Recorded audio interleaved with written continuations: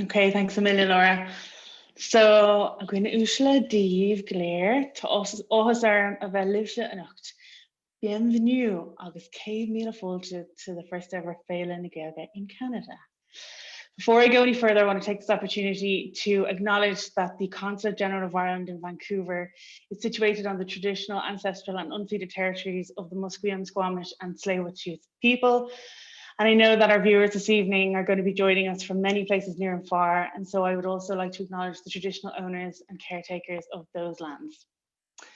So for those of you who don't know me, my name is Jennifer Burke and I am the Deputy Consul General at the Consulate General of Ireland in Vancouver. And we are absolutely delighted to be presenting Féile na Gaeilge with our colleagues at the Embassy of Ireland in Ottawa. And I'm going to hand over to my colleague Laura Finlay in a moment to say a few words and to introduce our special guest this evening, Rút Ní Theimhneáin. As we all know, though, first of all, I suppose I want to just acknowledge that the COVID-19 pandemic has obviously had a profound and disturbing effect on every aspect of our lives. The last 7 months have been really traumatic for all of us in many ways, but if we want to try and salvage some good out of it, I think we can really easily and quickly point to the increase in online connection. So I guess being forced to operate in the virtual sphere for us certainly has opened up a whole new world of opportunities for how we interact with the diaspora here in Canada. Hosting events such as Féile na Gaeilge online has meant that we can have a real coast-to-coast experience and has opened these events up to Irish community members in places where we may not have been able to reach before. When we came up with the idea to do a week celebrating the Irish language in Canada, we had no idea just how popular it would be. We know that the Irish community in Canada have a great grow for Gaeilge, but the response has been far greater than we expected. It's really surpassed our expectations. And actually, this is by far and away the most interest we've gotten for any of our online events, which is fantastic to see. So we're delighted to be able to facilitate this program of events with Irish community in Canada. Please enjoy this evening's talk, I know you will. And please also do join us tomorrow for the final day of Féile na Gaeilge. Laura, over to you. Thanks for that, Jenny. Díobh gléir cuairde tá an áthas orm a bheith libse anocht. I would also like to take a moment to acknowledge that we, the Algonquin Nation, whose traditional and unceded territories we are gathered upon today, and I must apologise for neglecting to make this acknowledgement yesterday. I'm still trying to get used to this brave new online world. So I'm really excited for tonight's Q&A with Rút Ní Theimhneáin, which promises to be super interesting, but also a bit of crack. So people who watched Ruth's Irish language lessons on Instagram over the course of the last week or so will know what I'm talking about, especially her intro video to Gaeilge. So for just before we get started, I suppose for anyone tuning in tonight, all you have to do to join the conversation is literally start typing in the live chat there. So if you're on a laptop, it's to the right of the video box. You'll see just live chat there and you can just start typing. If you're on a mobile device, like if you're on a tablet or a phone, it'll be underneath the video. And we'd love to hear from you guys. So if you have any comments, questions, feedback, anything, please put it down there. Let us know where you're tuning in from. Don't be afraid. We'll try and get to as many questions as we can, but like a reasonable number, because eventually I'm sure Ruth would like to, leave the call at some point today. So I suppose I'll introduce Ruth. So she grew up in a Spanish-Irish English-speaking household in a small Gaeltacht area of Rathkarn, and she's now teaching Irish language in the University of Ottawa through the Ireland Canada University Foundation. So tonight we'll be chatting about Ruth's journey from Rathkarn to Maynooth University to study Irish, her life as an ICUF scholar in Canada, and what it's like to be a social media influencer os Gaeilge. So many of our viewers will have seen the avatar that we used to promote the event today, which is Ruth kind of in silhouette drinking a cup of tea. So I want to start with one of life's big questions. Ruth, is that Barry's or Lion's tea in that cup? Very good question. And of course it's Barry's, like Barry's girl forevermore. I miss it so much, actually. I wish I had some now, but... To those of you watching that don't know, this is the biggest bone of contention between any Irish person, is if they drink Lyons or Barry's tea. There's people firmly on both camps. It's always interesting to know which side people are on. I think you can't do both. It's one or the other, Yeah. And it's usually what your family raises you in as well. It's almost So I suppose, Ruth, you have a bit of a different family background to the image of a Gaeilgeoir that most people would have in their heads, because, you know, your mother didn't grow up in Ireland. So I'd be really interested if you could tell us a little bit about that and what it was like to grow up in a trilingual plus household. Yeah. Well, yeah, so that's it. My mom is from Paraguay in South America. So Paraguay is known as the heart of South America because it's smack bang in the middle of South America, of the continent. So that's where my mom's from, and my dad's from Crumlin. So a bit of a difference there.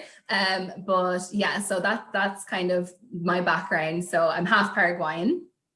And so because of that, in our household, we speak Irish, English, Spanish, and Guarani, which is Paraguay's native language as well. So it's kind of a mixture of languages and culture under one household, but it's great crack. And how it works, sometimes people say, how does that work? So my parents would speak Spanish to each other. So my mom actually taught my dad Spanish. So we're all teachers, so, you know, go figure. But my mom taught my dad Spanish, so they communicate together in Spanish. And then I have 3 brothers, so we would all speak English to each other. And then I speak Irish to my dad. So that's basically how it works. And then Guarani is thrown in as well sometimes. So yeah. God, I think that's more than most of us can manage. So fair play is all I say. You just took the next question right out of my mouth. I was going to ask, what language do you guys primarily speak at home? But you kind of covered that. Yeah, well, it depends who's in charge, who's like having arguments or the debates, you know. But we all understand each other, and they can be mixed together, you know, code switching, going from one to the other. It's very normal. And then when people would come to visit, you know, as from a young age, I would always translate or interpret for people just like that, you know. So someone tells a joke and then you just tell your friend, oh, that's what they said, and then they're part of it. It's never no one's ever excluded or anything like that. But it's you know, you never realize it's different until people say they come into your house and you're like, what's going on? But yeah, it's a lot of fun, keeps you on your toes. It's not like when Irish people are on holidays and they whip out the coup de fuckle so they can talk about the locals and nobody knows what they're saying. Yeah, in my house, you have to, you know, be careful what language you're going to talk about people in, you know, because, you know, we might know what you're saying. Yeah. So I'm always curious about this question with kind of polyglots. Like, what language do you think in? Like, I have friends that grew up in bilingual or trilingual households, but they can only think in one language, or when they count, it's another language. So I'm always kind of curious, like, what way does your brain work for that? Yeah. Well, I feel like for me, all my languages are always there. So I actually didn't start speaking at all until I was 3. So everyone always says you were just absorbing it all, you know, just letting it all in, you know.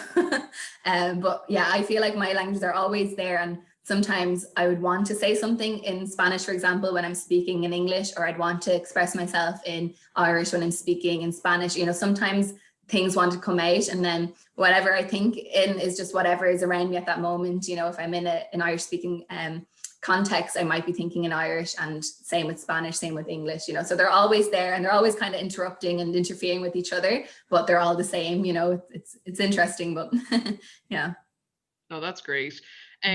So I have to admit, I hadn't heard of your Gaeltacht area before I met you.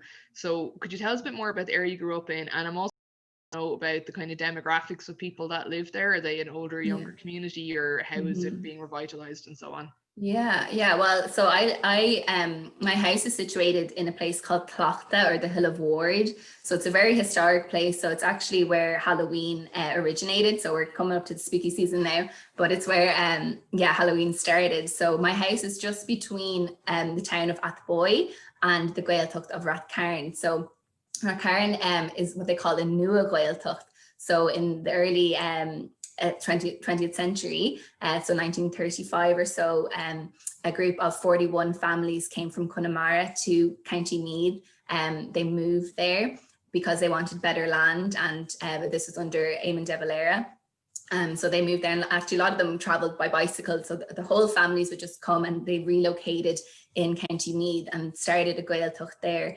So this is like the Meath Gaeltacht, they say. So it is a small and newer Gaeltacht in comparison to the other ones, but it's very strong still. There's about 500 people who live there. It has a church, pub, 2 schools, library, and a lovely, lovely community and really welcoming people. So for me, you know, when I think of the Gaeltacht, I think of always the primary school, because that's where I went to the primary school. So it's called Scully Granny Rathkarn, best school in Ireland. So that's kind of where I went, and all of my brothers, we went there, and we learned Irish in a very natural environment. So we didn't really realize we were learning Irish because we were just children. And I always think people misunderstand the whole idea of learning languages. They think sometimes languages might confuse children if there's more than one, if they're introduced to more than one. But I think children can learn anything. You're learning to walk, you're learning to speak, you're learning to eat. Like, you can do anything at that age. So we were in this Irish school, Irish medium school, but all of the teachers, excellent teachers, they would just speak to us in Irish, and we didn't even realize we were learning a language. And before we knew it, everyone was fluent. You know, it was the most natural way and organic way of learning the language. And apart from that, they also gave us our culture and gave us our music and everything, and really taught us to be proud of being Irish, and to be a Gael, a real Irish person. And what was important for me is to kind of to say, even though our family was multicultural, we weren't the only multicultural family in the school. There are many other children who had a parent from another country or had another language at home like me, but they still, you know, they told us that Irish was just as much ours as anybody else. It doesn't matter where your family or parents or anybody was from.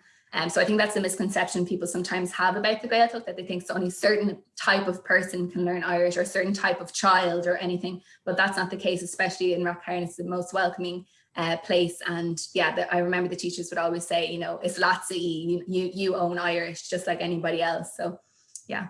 Yeah, no, that's brilliant, and so true as well. I think a lot of people can have these preconceived notions in their heads about like who owns a language and who can speak a language and who can live in certain places and so on.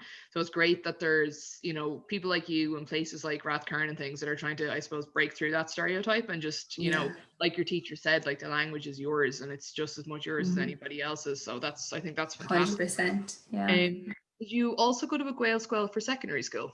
So I didn't actually, just because my dad was working in the English language secondary school. It was just in that boy just down the road.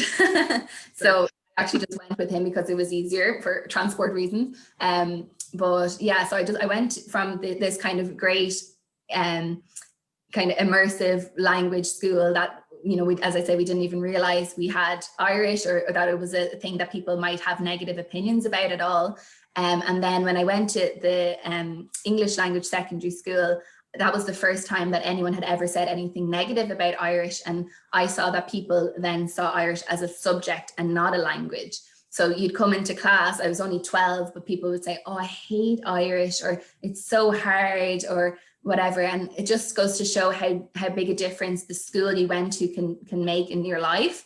But also I was saying, what are you talking about? You know, and they say, I'm going to fail Irish. And I think you can't fail a language. You can't fail Irish. You might fail a test, but Irish is not a subject. It's something that's bigger than this classroom, you know? So that was the first time. And it really shocked me. I was saying, oh God, some people don't have a good experience, or they have this kind of baggage with the language, you know? So that was a big shock for me, you know, but then eventually, you know, people come out of that eventually, but sometimes people will have those negative opinions towards a language when it's not necessary, and they kind of have to you know, take that out of their heart, that Irish is not about tests at all.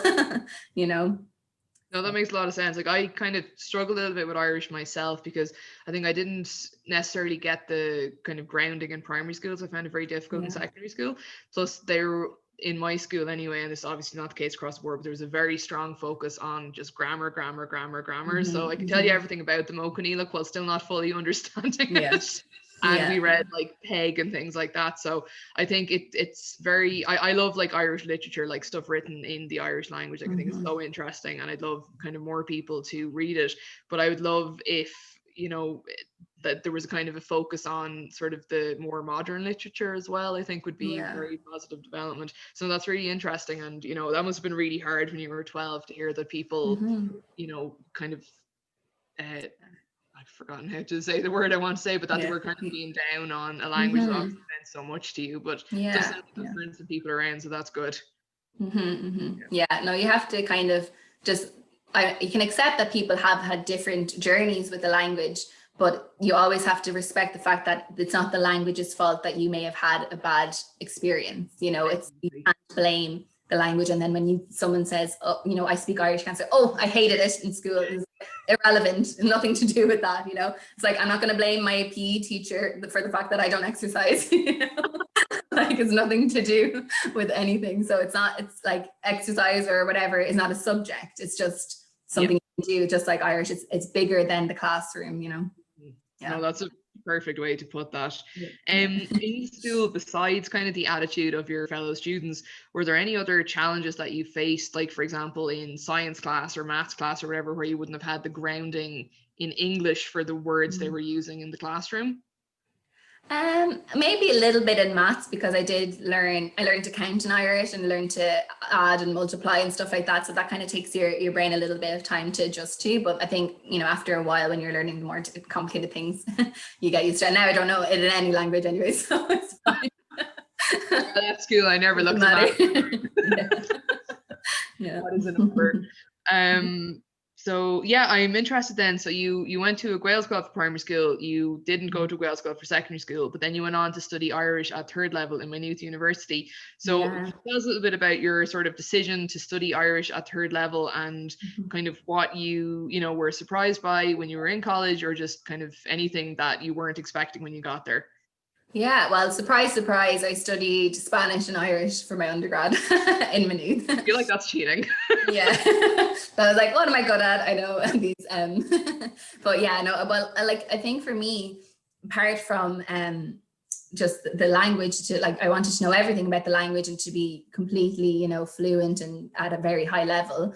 But, you know, when you study a language in a university, you get the literature, you get cultural classes, you can do art classes, you can do translations, you can do phonetics, it's not just, oh, I'm learning grammar all day long. And then you get to obviously speak the language with people and do debates, and there's so much in it. It's not just for proficiency level reasons, it's for so many reasons. So on that note, like, I wanted to know everything about Spanish and Irish. I wanted to learn about all the different countries speak Spanish, all the different Irish dialects. And yeah, I think it was Seamus Heaney who said, you know, if you don't learn Irish, you're missing out on the opportunity to really understand Irish people. So I really agree with that, because once I was studying Irish and all of the different stories that we have, you know, we have diary entries from immigrants who left Ireland, and we always forget, people forget English was not the language people spoke. You know, people sometimes forget that, you know, all of our richness in Irish culture and history, and our social history is provided to us in Irish. All of our mythology is in Irish. So I really got to understand so much more about Ireland as a country, and about yourself, because we're all from those people. We come from the people of Ireland, you know. So if you don't have that language, you're missing out. You're going to always have to be one step behind. So for me, that was such a great experience to understand, really. Now that I have this language at a high level, I can delve in and understand my country completely. And the same thing with Spanish, you know. So it was great, and excellent university, brilliant professors. If anyone's watching, Eve. I'm nude. Yeah, shout out. Yeah, and I actually worked in Maynooth then after that. So I did my undergrad, and then I did my master's then in pure Irish. And then what I did when I was finished that, I taught Irish to beginners in the university, to the staff and to international students. So I was always teaching Irish at this level. I was like the first person that they would hear speaking Irish. That was a real privilege for me, to get to do that, to teach Irish to people, you know, for the first time that they've ever heard it. Yeah, so it was excellent altogether. And I believe it's because of the upbringing I had in the Gaeltacht, and also just choosing to study Irish in university, you know, that opened so many doors to you, and then that led me to where I am today as well. So yeah, sure. No, but I love your point there that, you know, learning the Irish language, or at least having an appreciation for it, does help you to understand Irish culture a lot more. Even the way we speak English is so heavily influenced by the Irish language. You know, like our complete inability to say the TH sound. Yeah. The fact that like we don't have that, and also the do be doing tense. you know, like, oh, I was doing that yesterday, or like I do be doing Or whatever. he does be in the pub. Yeah. Exactly. But like, you don't find that anywhere else. But actually, I was in Newfoundland a couple of years ago for work, and they were saying that, and down the Irish Loop, they were saying, oh, I do be doing whatever. And I was like, it was just incredible. It was such a piece of home, except it's in Canada. But we'll talk a little bit about Newfoundland later. We'll start with this. So after you finished in Maynooth, I know you went on, you did your master's there, but then you applied for the program with ICUF, the Ireland Canada University Foundation. Would you mind just explaining a little bit about that, like both the organization and the program, to our viewers who may not be familiar with it, and what it is? Yeah, of course. Yeah. So as you said, it's Ireland Canada University Foundation. So what they do is they organize for professors or teachers of Irish to go to universities and to cities in Canada and to teach in the universities and in the community, and to really be kind of an ambassador for the language and the culture in that area. So I'm here in Ottawa, but there's a version of me in other cities in Canada. So in Montreal, in Toronto, and Edmonton, etc. So there's different ICUFers, they say, around the country, trying to promote Irish and to teach it to as many people as they can. And apart from that, also with community involvement, so organizing events, doing things with the GAA clubs. So I've been doing more activities with GAA in Canada than I did in Ireland ever. So but it's excellent, and it's a great way then to get to go to a new country, to experience a new culture, and then to also to be part of an Irish community. And it's something I really need to say, that in Ottawa, the Irish community is just so welcoming, and they were so lovely to me when I first arrived. And so many people were, there to help and to offer me anything I needed. So I just have to say, it's so lovely to go somewhere that, that people have Ireland in their hearts, even though they're in another country. So it's really, really nice. And it's a great program. And what also ICUF does then, that they send students from Canada to Ireland to study Irish and to do other things as well. There's many different scholarships. So it's kind of an exchange as well. You can apply to study in Ireland as well as Irish people coming to Canada. So if anyone's interested in learning more about the ICUF program, their website is www.icuf.ie. And you can see all the nice pictures, and you might see my face there a few times. So you can see all the different scholarships and programs and things, awards they have there. But it's a great program. So I'm lucky to be here with ICUF. So I'm on my second year. So I was here last year, and I'm on my second year now here in Ottawa. Brilliant. I have to say, from like the embassy perspective, having the ICUF scholars in Canada is such an invaluable resource for us, because for example, like the EU Day of Languages, like we'd have like the Cúpla Focal, we can, speak Irish in like speeches and all that, but we wouldn't have the knowledge of how to teach it to other people. So having you guys that we can, call up and say, hi, it's the EU Day of Languages, we need to teach a class in Irish, are you interested in helping us out? And the fact that you always do give us a dig out, even the fact that, you and Rosemary are so involved this week doing the beginners classes and conversation circles. But I have to say, yourself and then Sheila before you, your willingness to go out into the community and do stuff kind of above and beyond just the sort of language teaching in school has been fantastic, whether it's with the seniors, with the GAA, with the Kyoldis groups, whatever it is. So you're fantastic value, for want of a better expression, as well. Like we're very grateful to have you as a resource here. So that's great. Speaking of Canada though, what's your favorite thing about Canada since you got here? I love Canada. I love the people. Everyone is so nice.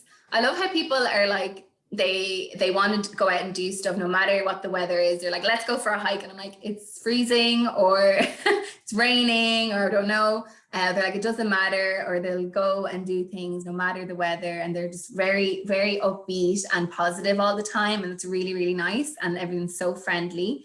I love the trees, the nature, everything is gorgeous. You're just like, I feel like I'm in a movie half the time walking around. like, where are the cameras? It's gorgeous. It's a joy to be here, honestly. And every day is new. So every day I see something new. So it's a real adventure for me. No, the weather does take some getting used to. I remember my predecessor was like, it gets to -14 winter, and I was like, that's not a real temperature, but it is.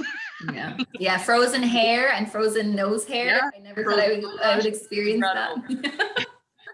But no, there's so much to do. But I remember like we have like a diplomat training thing in Carleton when we first get here, and you know they talk about how in Canada there's no such thing as bad weather, just bad clothes, as in like go out and get it, stop complaining about the weather, you'll be grand. I love that. Yeah, it's kind of, people are like, we can have a good day if you want to have a good day, you know, it can happen. You're like, okay.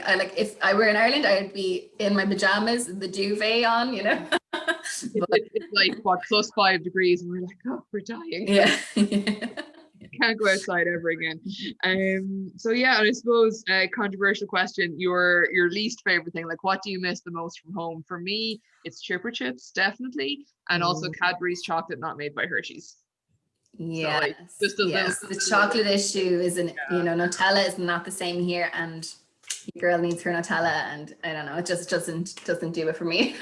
And the bread, like, I know you can get fancy breads if you look for them, but just Brennan's bread, there's nothing that compares, like nothing compares to Brennan's bread. And I'm always like, this is okay, but I know that there's another level waiting for me at home. So to anyone watching, when it is safe to travel again and travel advisories have been lifted and, you know, we're safe to travel and, you know, COVID is dying down or whatever, go to Ireland. We'll give you a full list of foods to try. It's going to be brilliant. But you guys also do have poutine, so there's that as well, you know. That's true. That hits the spot everywhere. So moving on from food, I suppose your online presence is, to my eyes anyway, a fantastic representation of modern Ireland, because it's really refreshing to see an influencer posting Os Gaeilge. So I'm just wondering, like, what inspired you to do this? And, you know, do you ever like plan out your posts in advance, or are you just kind of following your life basically in Irish? Yeah, well, I started my page maybe 2 years ago now. And you know, I love social media. I think it's really fun. Like, you know, I love fashion and love looking at what people wear and do all over the world. And I follow a lot of influencers who speak different languages. Like, I don't mind having different languages on my timeline, you know, in Spanish or in French or whatever. So I was always saying, oh, I would love to like follow someone doing the same thing, but Os Gaeilge, you know, in Irish.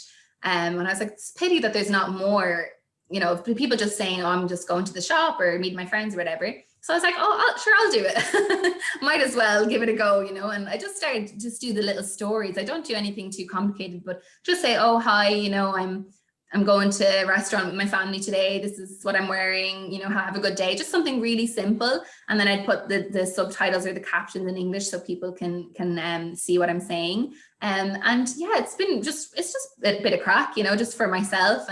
And then bit by bit, more people have started to do similar things. And there's lots of Instagram pages and Twitter pages in Irish now. And people doing different things, like make memes or do translations or have like a word of the day or just stuff like that. But I think like I just wanted it to be like a normal thing, just to go over kind of what I was saying before, that Irish is not just a subject. You know, you don't need to look up Irish things just to learn and to know your grammar, whatever. You can look it up for entertainment as well. You can just say, oh, look, this person has like, you know, a funny story about whatever, or anything, like they went to a cool place or they're traveling and whatever, you know, it can be anything. So that's what I want to do. Just be like, oh, you know, Irish people speak Irish day to day in their normal lives. It's not just teachers who speak Irish, or they're not just students of Irish. It's a whole language, just like any other language. So that's why I started it, just to kind of show that. And then I'm so happy that there's so many different types. Like there's drag queens who do drag stuff in Irish, like Kitty Ní Houlihan, Gail Gorey, great Irish page. He does like memes and fun things, LGBT, you know, content, excellent stuff. Like, it's not just, you know, people sometimes have an idea of Irish that's like old fashioned and passe, but it's completely untrue. And I feel like now with social media and the youth, if I'm part of the youth, you know, we like it's a part of the language now, and there's a whole online community for Gaeilge, and you know, you just kind of have to follow people. And I think it's a great thing to have a bit of Gaeilge on your timeline. Like, you should not just have English, you know, not everything has to be in English. Like, spice it up a little bit. And you know what happens is people will say to me, they'll DM me and say, oh, I actually understood what you were saying there. I was watching your story and I wasn't even looking at the subtitles. I kind of got it because I got the context, or like, you know, and I think that's such a big part of language. People sometimes they say, oh, my reading is great, but I can't understand someone when they're speaking, and, you know, and things like that. People will have different levels, which is fine, but people also understand a lot more than they think they do, and they might be a little bit afraid of it. But I think that's a good way. If they follow someone and they just listen along or just read something, you're going to understand much more like that, instead of just saying, well, I don't understand anything, I'm not even going to try, I'm not going to do anything, you know.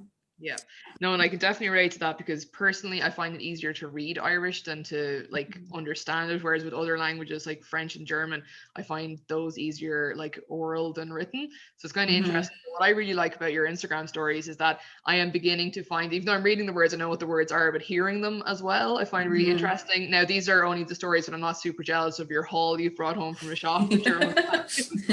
But just me going shopping when there's nowhere to go anymore, but whatever.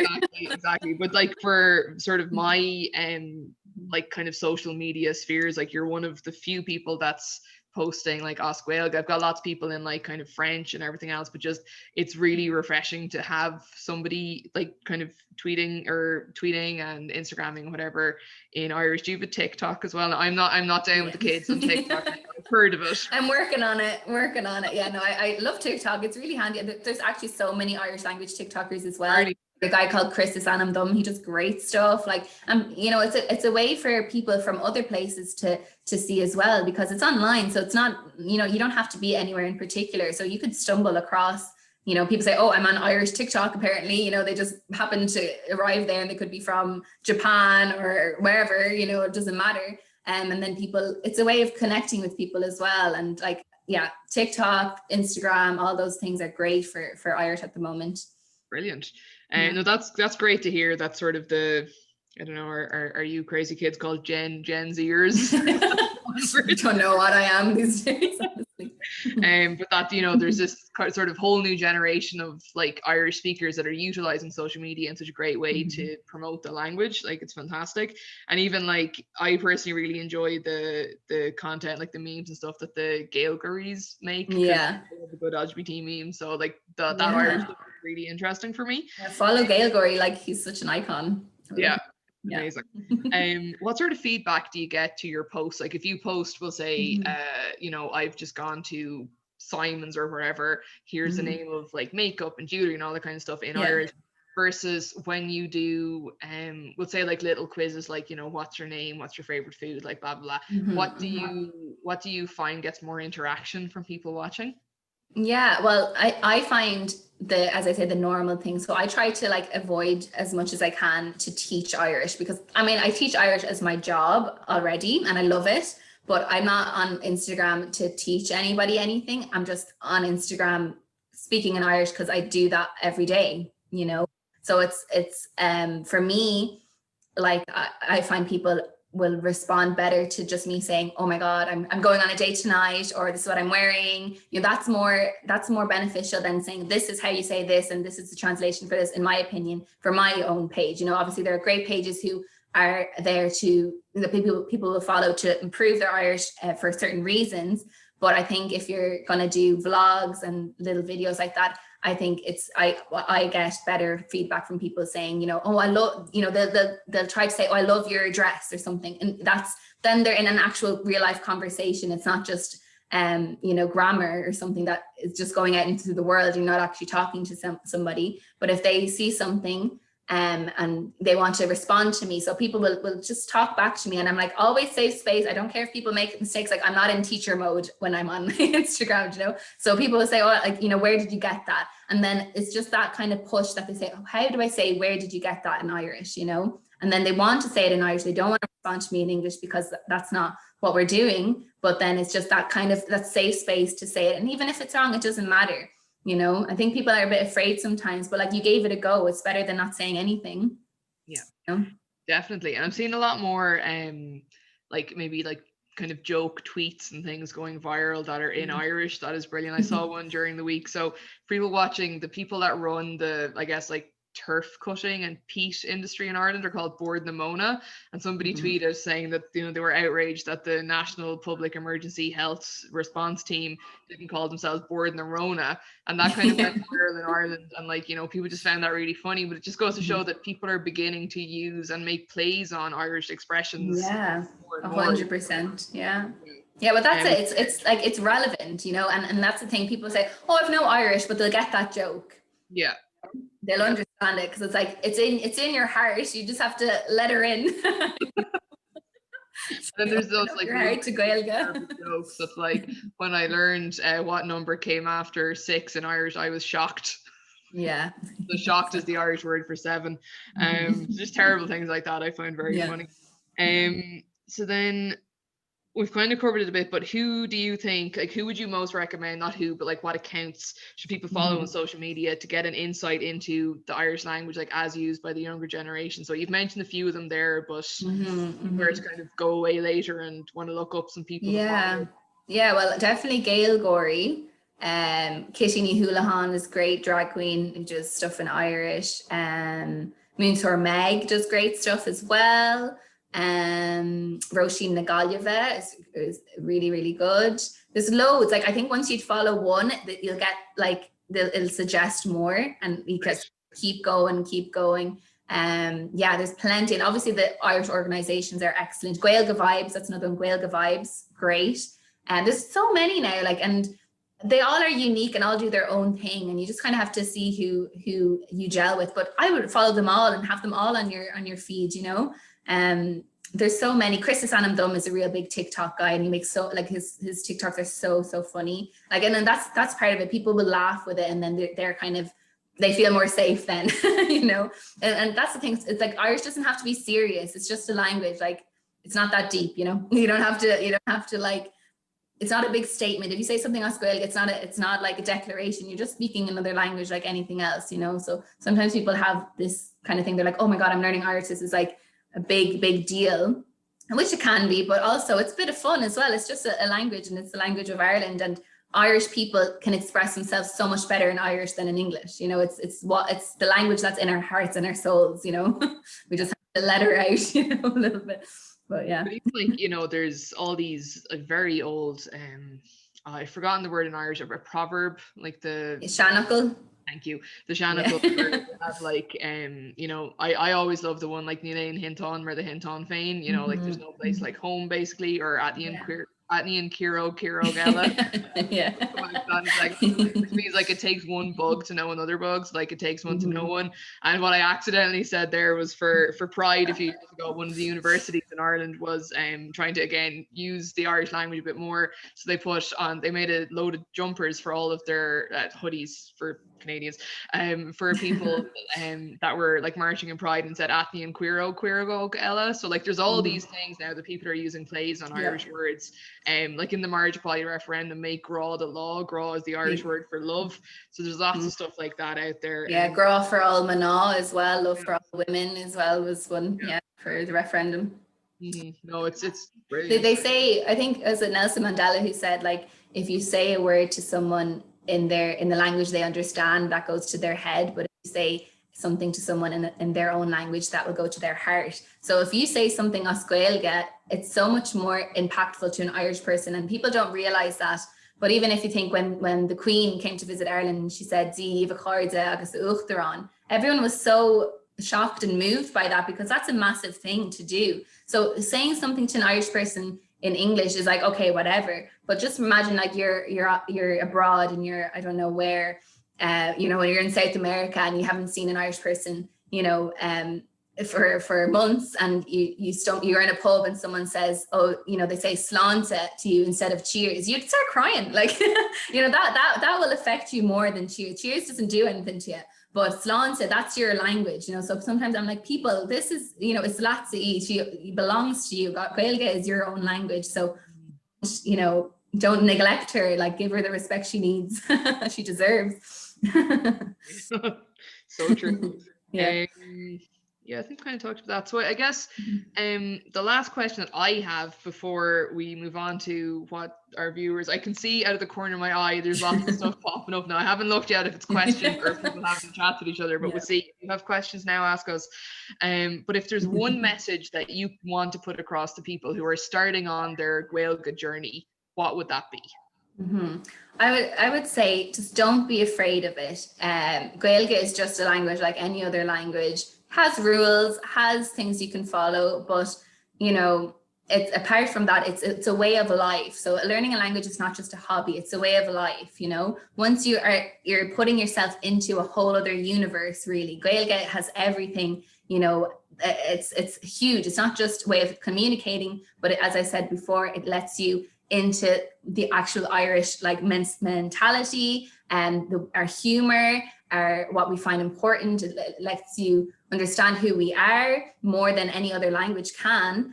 And also, yeah, just have fun with it. It doesn't have to be serious. It doesn't have to be, you don't have to be in the library all day long. You can experience it and have fun with it. And a phrase that was really, that stuck with me from a documentary called Síl Trí Gaeilge, Life Through Irish. It's on TG Ceathair.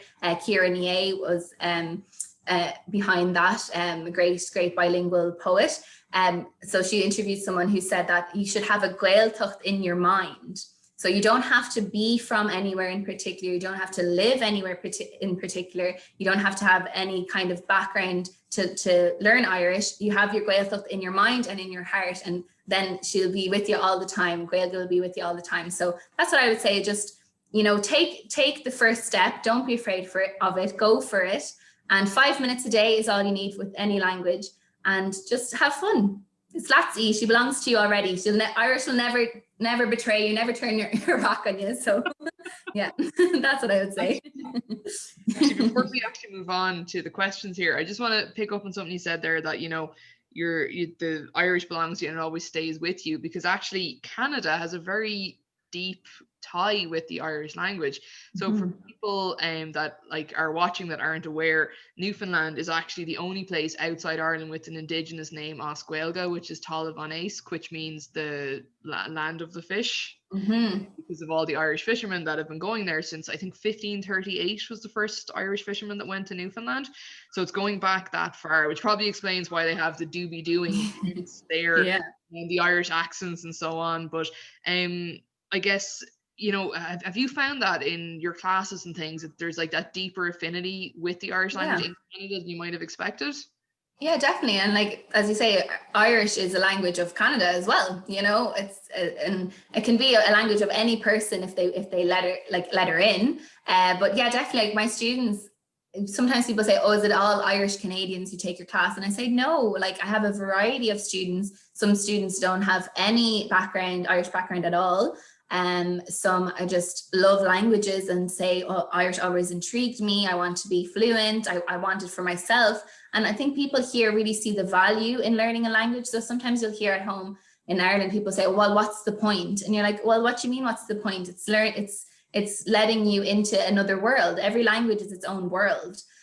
So I think people here really see that. So I have people who do linguistics, or people who just said, oh, I just thought it looked cool or whatever. So I see people like really value a language here and definitely have that connection to Ireland and to Irish that is really strong. And it's a lovely thing to see. And as I said, it's so nice to come to a place where people have Ireland in their hearts already. You don't have to convince them. They say, oh yeah, I love Ireland, and they've never been, or they don't know anyone from Ireland, but they love it anyways, So it's really great. Oh, that's brilliant.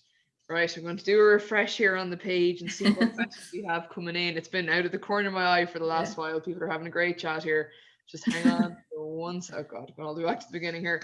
So we see lots of people saying hi. We've got people calling in.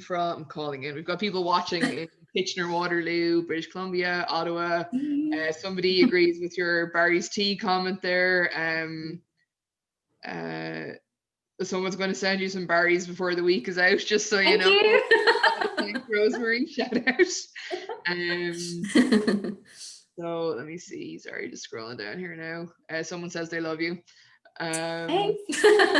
Love you too. Sorry. Okay, so people are chatting away about the bread as well. I mean, it's true. I'm sorry. Like the toasters don't even like the bread doesn't get to the top of the toaster here, and I'm like, that's a red flag for me. So someone has said that they recommend The Queen of Ireland, the movie with Panty. And then, oh yeah, sorry, somebody has asked what your Instagram handle is. I will announce that at the end, and I will spell it out. Don't worry, you'll all be able to follow her. So question here, Ruth, what are your plans for the future? Will you stay in Canada? Will you keep teaching? The $1 million question. Good question. Like, it's so funny because I went home in March when the pandemic just started, because I was like, oh my God, I'm on my own and it's so scary. So I went home, and then I was like, I hope I can get back into Canada first of all, you know? So thank you, Laura. Laura helped me. I got back into the country. So I was like, okay, I'm here. At least I got that far. So good question, you know? I love Canada. I love Ottawa. So fingers crossed I can stay. That would be great, but don't tell my mom. She'll start crying. So, if you're watching, look away. Lo siento, mama. Hopefully, but we'll see. If anyone has any suggestions for me, tell me, but we'll see. If anyone would like Ruth to be their teacher, speak. Yeah, I do Irish language babysitting. I do tin whistle classes, like anything you want. Put that on your application. Yeah. Somebody really enjoyed your concept of the Gaeltacht in your mind, which is really and was an excellent thing to say. Somebody wants to know what your opinions are about Duolingo and if it's a good starting point to learn the language. Oh yeah, definitely. Like anything like that, that's casual for yourself. You know, you're not doing it for anybody else. So you have to think of it. It's like it's for your own mind, for your own like experience. So if you enjoy it, give it a go. If you don't like it, do something else. Listen to music instead, or follow people on Instagram, or watch videos. You know, it's all about yourself. So I think it's handy. It's a good place to start. Like it's good for all languages really. But I'm not to say it's the only way you can do something casual. You can listen to a podcast. You can do stuff like anything on your phone that's easy to access. Go for it, you know, and just give it a go. If you like it, great. If you don't, try something else, you know. That's what I would say. I'd echo that. I've been trying to brush up on it on Duolingo as well. But the one question I do have, because I'm working on 3 languages, to try and refresh things. Why are they so obsessed with apples? Why is everything I have an apple? This person has an apple. This apple is red. This apple is well. Why always apples? I think they try to do like weird sentences that you're like, why, you know? Sometimes I feel like it's like the Starbucks thing that they'll spell your name wrong, so you take a picture of it and share with your friends. So like they'll do like a weird sentence, so you're like, what is this, and share it on the thing, and then they're like, haha, gotcha. that's my opinion, you know. More people are looking at it. So then Ruth, our family hopes that by learning even a bit of Gaeilge we can help the language stay alive. What do you think?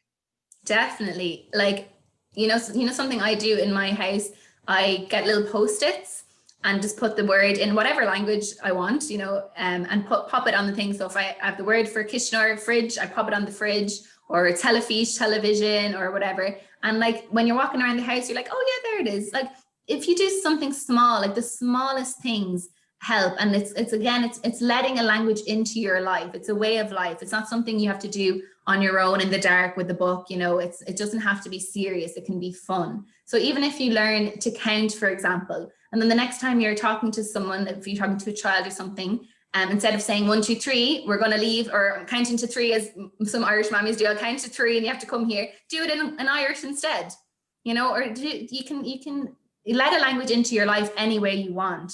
Or you can say Gurmagat to someone instead of thank you. You know, you can always, you know, let it in a casual way. It doesn't have to be a big thing. So that's definitely it, because even you never know who you'll impact. If you just say one thing in another language, someone will hear it and say, oh, what's that? You don't know who it's gonna influence and affect. So that's a great way to think of it. Like if you do something small, you're part of the journey, and you're part of the people who are trying to keep it alive. Yeah.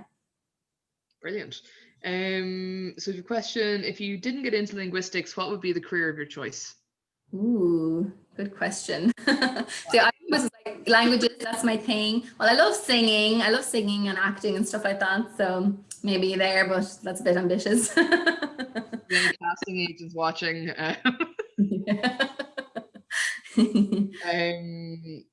So yeah, the same person that asked about Duolingo has just commented to say that they want to find a private tutor and they think it's more motivating.